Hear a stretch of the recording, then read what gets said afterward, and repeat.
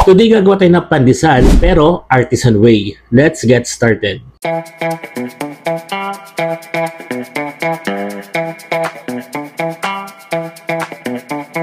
First, gagawa muna tayo ng polish. Pagsamahin lang natin yung flour, milk at yeast. Mix well lang natin until no presence of flour at mag-smooth. Cover and ferment for about 3 hours. Para naman sa tangzong, pagsamahin lang yung milk, flour, at saka haluin until no presence of flour. Then lutuin natin from low to medium heat until mag-gelatinize yung mixture. Then cover, let it cool, and set aside. Para sa main dough, pagaluin lang natin yung dry ingredients, yung polish na finerment natin, at yung tangzong na ginawa natin. Then add egg and ice cold water.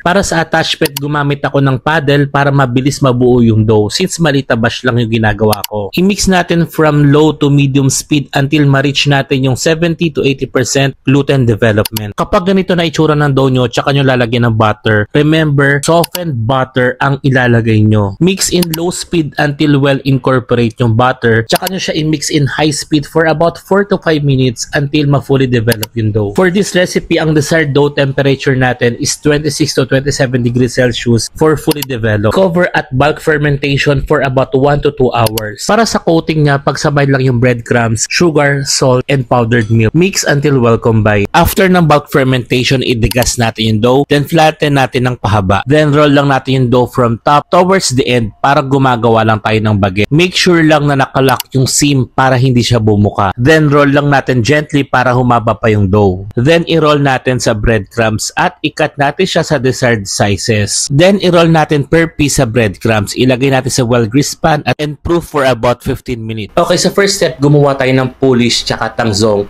Those two are natural bread improvers. So yung polish mainly ginagamit siya sa mga European bread as improver.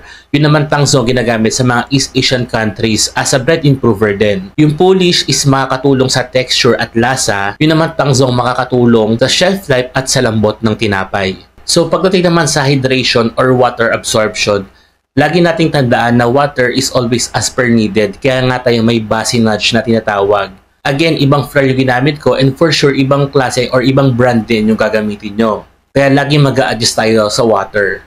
In terms of oven, ang ginamit ko is conventional oven. So merong heating elements sa top and bottom. Usually, ito yung mga oven ng mga home bakers. So I recommend na gumamit kayo nito para tama yung temperature ng oven nyo. Huwag kayong mag-rely sa mga knobs ng temperature sa oven para na makasigurado tayo. And always preheat your oven. Mahalaga yon sa tinapay. Kung gagamit kayo ng mga deck ovens, katulad ng electric ovens or gas type ovens, the same temperature, 180 degrees Celsius for about 12 to 15 minutes until golden brown. Pag convection oven naman ang ginagamit nyo, yung may mga fan, especially kung malalakas yung fan, is babaan nyo yung temperature nyo ng mga siguro 20 degrees Celsius. So from 160 to 170 lang dapat ang temperature nyo. At mas mabilis din ang baking time. From 10 to 11 minutes, luto na yung tinapay nyo. Pagdating naman sa bulk fermentation, at least 1 to 2 hours. Pero depende pa rin talaga yan sa room temperature. Siyempre, mas mainit yung room temperature, mas mabilis, malamig, mas matagal. Pero usually, sa weather natin sa Pilipinas na mainit, it takes only 1 hour. Lastly, sa tangzong, pag gumawa kayo, make sure lang na yung cling wrap or plastic wrap is nakadikit mismo sa tangzong para hindi siya tumigas. After proofing, pwede na natin i-bake sa 180 degrees Celsius na preheated oven for 12 to 15 minutes or until golden brown. At meron na kayong golden brown and crisp pandesal from the outside but soft and moist from the inside. If you have any questions, just comment down below.